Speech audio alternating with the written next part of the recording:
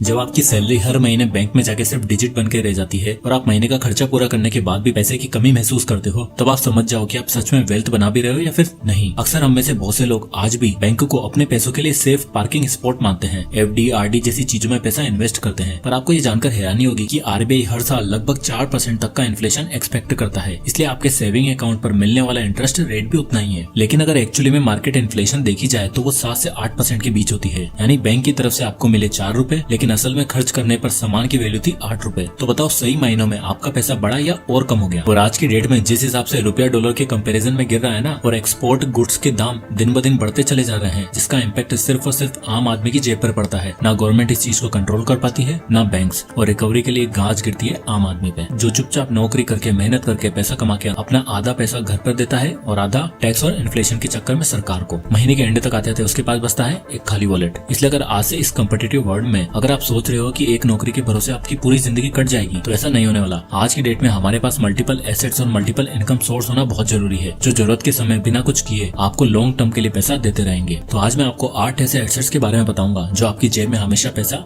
लाते रहेंगे, जिसमें सबसे पहला एसेट आता है asset number 1, smart real estate deal. The rich dad कहे जाने वाले रॉबर्ट कियोसाकी का कहना है कि अगर आपको पैसिव इनकम कमानी है और सच में अमीर बनना है तो इन्वेस्ट इन रियल एस्टेट। और अगर आप उनका पहला इन्वेस्टमेंट देखो तो वो भी कुछ ऐसा ही था, एक छोटी सी प्रॉपर्टी जो उन्होंने मार्केट वैल्यू से कम दाम पे खरीदी थी, जिसको उन्होंने थोड़ा रिनोवेट किया और फिर प्रॉफिट के साथ बेच दिया। सिंपल लेकिन स्मार्ट, और यही स्ट्रेटेजी उन्हें मिलियनियर बनाने की जर्नी पे ले गई। आज के टाइम में भी ये स्ट्रेटेजी उतनी पावरफुल है। इंडिया के रियल एस्टेट मार्केट अभी $350 बिलियन का है और 2030 तक ये $1 ट्रिलियन तक पहुंचने वाला है। हाउसिंग सेक्टर ऑलरेडी हमारी GDP का 13% कंट्रीब्यूट करता है और अगले 10 सालों में 18.7% का एनुअल ग्रोथ एक्सपेक्ट किया जा रहा है। मतलब ये एक ऐसा एसेट है जिसमें सिर्फ ईंट और सीमेंट नहीं बल्कि फ्यूचर का गोल्ड छुपा है। अब स्मार्ट रियल एस्टेट डील का मतलब सिर्फ सस्ती प्रॉपर्टी खरीदना नहीं होता, बल्कि सही वक्त पे, सही जगह पे और सही प्राइस पे इन्वेस्ट करना होता है। जैसे प्री लॉन्च प्रॉपर्टी, जहां बिल्डर इनिशियल बायर को 10 से 15% तक का डिस्काउंट देते हैं। यानी मान के चलो आपने आज 30 लाख का एक फ्लैट खरीदा और 5 साल होल्ड किया। मार्केट अगर 15% CAGR से ग्रो करता है तो वही फ्लैट 60 लाख तक का पहुंच जाएगा। साथ ही अगर आपने उसे रेंट पर दे दिया तो महीने का 20 से 25 हजार इजिली कमा सकते हो, जो साल का होता है 3 लाख रुपए, यानी एक पैसिव इनकम। और अगर आप थोड़ा और स्मार्ट बनना चाहते हो तो को लिविंग स्पेस जैसी नई ट्रेंड्स पकड़ो, जहां रेंटल यील्ड ट्रेडिशनल फ्लैट्स के मुकाबले 7 से 10% तक होता है। और अगर आपका बजट उतना नहीं है और आप रियल एस्टेट मार्केट में एंटर करना चाहते हो तो रीट्स जैसे डिजिटल रियल एस्टेट ऑप्शन भी अवेलेबल है, जहां बिना प्रॉपर्टी खरीदे आप 6 से 7% तक का स्टेबल डिविडेंड रिटर्न कमा सकते हो। तो बात सिंपल सी है, घर सब लेते हैं लेकिन अगर थोड़ा स्मार्टली लिया जाए तो वही घर एक पैसा कमाने वाली मशीन बन जाता है। Asset number 2, vacation rentals. मान लो आपकी एक पुरानी पड़ी स्कूटी, एक पुरानी कार और एक खाली पड़ी प्रॉपर्टी, अगर ये सब आपके लिए पैसा कमाने लग जाए तो आजकल लोग वेकेशन पे सिर्फ एंजॉय नहीं करते, वो एक्सपीरियंस खरीदते हैं। और यही ट्रेंड बना रहा है एक नए एसेट क्लास का, जिसका नाम है वेकेशन रेंटल्स। इंडिया में एयरबीएनबी जैसे प्लेटफॉर्म पर 1 लाख से ज्यादा एक्टिव लिस्टिंग है और एक एवरेज होस्ट साल भर में लगभग 5.5 लाख रुपए कमा रहा है। मतलब अगर आपके पास एक अच्छी लोकेशन पर घर है तो उसे होटल बनाने की जरूरत नहीं है, बस एक स्मार्टफोन और एक थोड़ा सा सेटअप और पैसा आपके अकाउंट में आने लगेगा। ये एसेट इसलिए और भी खास है क्योंकि इसका मार्केट तेजी से ग्रो हो रहा है। 2024 में इसका साइज 24,000 करोड़ से ज्यादा था और अगले कुछ सालों में ये 1.3 लाख करोड़ तक का होने वाला है, क्योंकि लोग प्राइवेसी, कंफर्ट और लोकल फील वाली जगह में रुकना पसंद करते हैं, जहां उन्हें यूनिक स्टे एक्सपीरियंस मिले।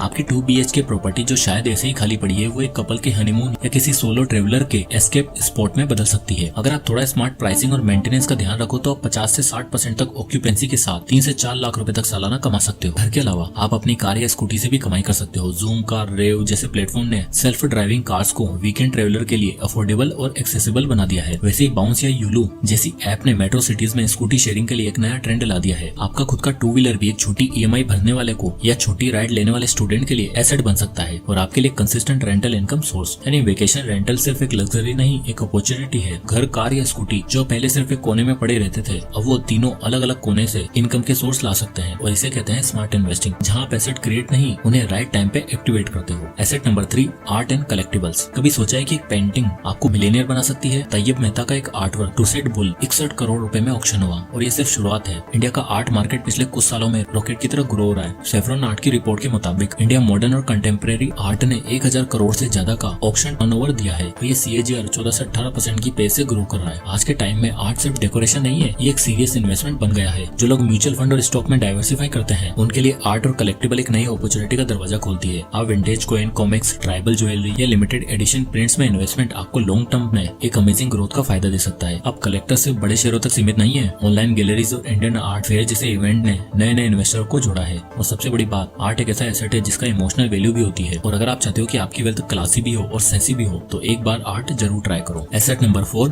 Print on demand. ये सिर्फ एक एसेट ही नहीं बल्कि एक बिजनेस आइडिया है जिसका नाम प्रिंट ऑन डिमांड सर्विस है। आजकल कस्टमाइजेशन का जमाना चल रहा है, हर किसी को कपड़े हो या कोई एक्सेसरी सब कुछ कस्टमाइज चाहिए, और तो और यहाँ तक कि गिफ्ट भी कस्टमाइज किए जा रहे हैं। ऐसे में अगर आपके पास अच्छी डिजाइनिंग और प्रिंटिंग स्किल है तो आप लोगों की डिमांड के हिसाब से उनके क्लोथ्स पर या एसेसरी पर प्रिंटिंग सर्विस ऑफर कर सकते हो। हम सबका कहीं ना कहीं अपने मेन काम के साथ साथ एक पैशन भी होता है, लेकिन अक्सर लोग उस पैशन पर काम नहीं कर पाते। पर डिजाइनिंग और आर्ट इकलौती ऐसी फील्ड है जिस पर काम करके आप एक ब्रांड भी बिल्ड कर सकते हो। इसके लिए आपको कुछ डिजाइन और पोर्टफोलियो बनाने की जरूरत है। इंस्टाग्राम पेज के थ्रू आप लोगों तक पहुंच सकते हो, अपनी स्किल शोकेस कर सकते हो और इसमें आप अपने प्रिंटिंग डिजाइन का 500 से 1500 तक इनिशियली चार्ज कर सकते हो। और जैसे ही आपको ऑर्डर मिलना शुरू हो जाएंगे, थोड़ा बहुत पैसा आना शुरू हो गया, अलग अलग क्लोथिंग ब्रांड के साथ कोलैब कर सकते हो। क्योंकि इस जेनजी के जमाने में हर ब्रांड कस्टमाइज क्लोथ और प्रोडक्ट की तरफ रुक कर रहा है। So it's better printing and sale. और अगर आप अर्ली एज में कुछ लॉन्ग टर्म करने का सोच रहे हो तो इंडिया में ये आपका सबसे बड़ा एसेट साबित हो सकता है। अब आता है asset number 5, the ultimate asset, stocks and mutual fund. देखो आज के जमाने में सबसे बड़ी सच्चाई है कि अगर आप सिर्फ एक इनकम सोर्स पे जीवन भर रिलाय कर जाओगे तो अंत में आकर आपको बहुत भुगतान करना पड़ेगा। इसलिए सिर्फ पैसा कमाना, नौकरी करना और घर चलाना ही अल्टीमेट गोल नहीं होना चाहिए, बल्कि आपको ऐसे एसेट्स में इन्वेस्ट करना चाहिए जो आपको लॉन्ग टर्म बेनिफिट दे सके। स्टॉक्स और इंडेक्स फंड की मदद से ये पॉसिबल है। राहुल जो साल 2015 में काम के सिलसिले में दिल्ली से बेंगलोर शिफ्ट हुआ था, तो जब तक अपनी फैमिली के साथ रहता था सब कुछ सही चलता था, उसका पैसा भी बचता था और ठीक ठाक मजे भी कर लिया करता था। लेकिन बेंगलोर जाने के बाद उसको ये प्रिविलेज नहीं मिली, उसका पैसा खत्म होने लगा। इसलिए उसने डिसाइड कर लिया कि हर महीने अपनी इनकम में से 10,000 रुपए SIP के थ्रू इंडेक्स फंड में इन्वेस्ट करेगा, क्योंकि उसको पता था कि अगर उसके पास पैसा रहा तो कैसे न कैसे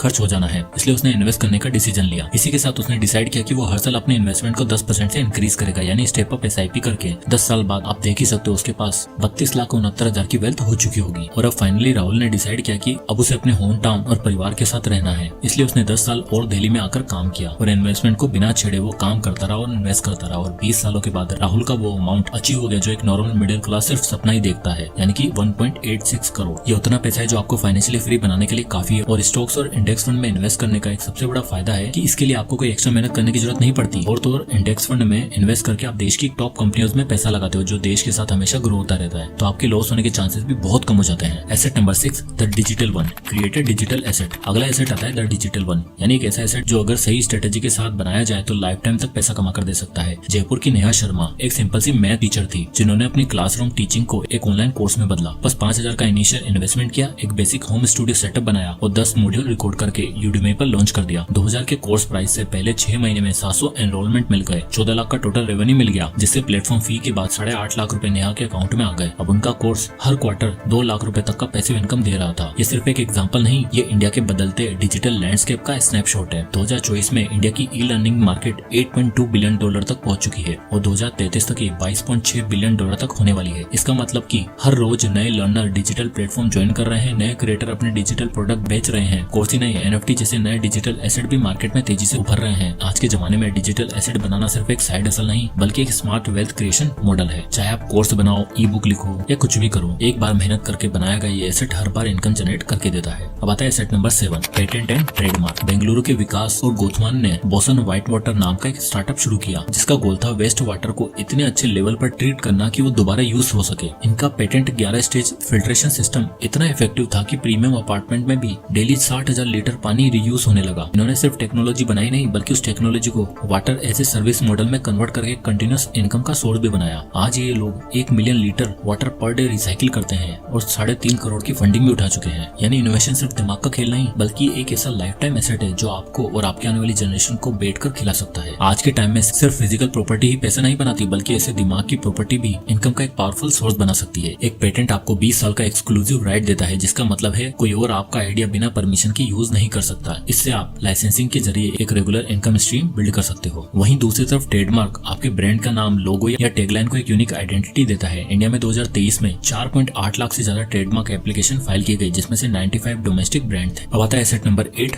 गॉड्स मनी। आखिरी और सबसे वैल्यूएबल एसेट है गॉड्स मनी। रॉबर्ट कियोसाकी कहते हैं ये नोट्स करेंसी मात्र एक पीस ऑफ पेपर है जिसे गवर्नमेंट और रेगुलेशन ने बनाया है और इसे जब चाहे वो हटा सकती है और उसकी वैल्यू जीरो भी कर सकती है। इसलिए currencies are just a piece of paper. और उनका ऐसा कहने के पीछे 2 रीजन है। पहला कि गोल्ड और सिल्वर ये गॉड की ऐसी क्रिएशन है जो आपको हर मुसीबत से बाहर निकालने में सक्षम है। साल 2008 में जब इकोनॉमिक क्राइसिस आया था, इक्विटीज लैप्स हो गई थी, रियल एस्टेट के दाम गिरने लग गए थे, वहीं गोल्ड इकलौता ऐसा एसेट था जिसका प्राइस स्काई रॉकेट हुआ जो इन्वेस्ट के लिए एक इंश्योरेंस पॉलिसी की तरह साबित हुआ। आप हमेशा देख लो, इंडिया में कोई त्योहार हो या कुछ भी हो, सब में गोल्ड चढ़ाया जाता है, गोल्ड दिया जाता है। ऐसा इसलिए क्योंकि गोल्ड ही एक इकलौता ऐसा एसेट है जिसमें हम सच में भगवान का दिया हुआ आशीर्वाद मान सकते हैं, जो बड़ी से बड़ी मुसीबत में भी आपको बचा सकता है। और गोल्ड में इन्वेस्ट करने का दूसरा सबसे बड़ा रीजन है इन्फ्लेशन। एक तरफ जहाँ रुपया अपनी करेंसी की वैल्यू तेजी से लूज कर रहा है, वहीं गोल्ड एकमात्र ऐसा एसेट है जो बढ़ती महंगाई के साथ भी बढ़ता चला जाता है। अभी हाल ही में अप्रैल के महीने में 10 ग्राम गोल्ड 1 लाख तक टच कर चुका है। ये दिखाता है कि ये एक इकलौता ऐसा एसेट है जो मार्केट इन्फ्लेशन को आराम से बीट कर देगा। और तो और इसको और भी ज्यादा इंपॉर्टेंट बनाती है इसकी यूनिवर्सल एक्सेप्टेंस। आज से 100 साल पहले की बात कर लो या 2025 की, गोल्ड तब भी हर कंट्री में जितना चलता था आज भी उतना ही चलता है। येन, रुपया, डॉलर, पाउंड, दिरहम, ये सब सिर्फ अपनी कंट्रीज तक ही सीमित है, पर गोल्ड हर जगह इक्वली एक्सेप्टेड है। आजकल लोग बिटकॉइन बहुत करते हैं, पर गोल्ड तब से सबसे बड़ी कमोडिटी है जब से बिटकॉइन का अस्तित्व भी नहीं था। इसलिए invest in safe haven asset.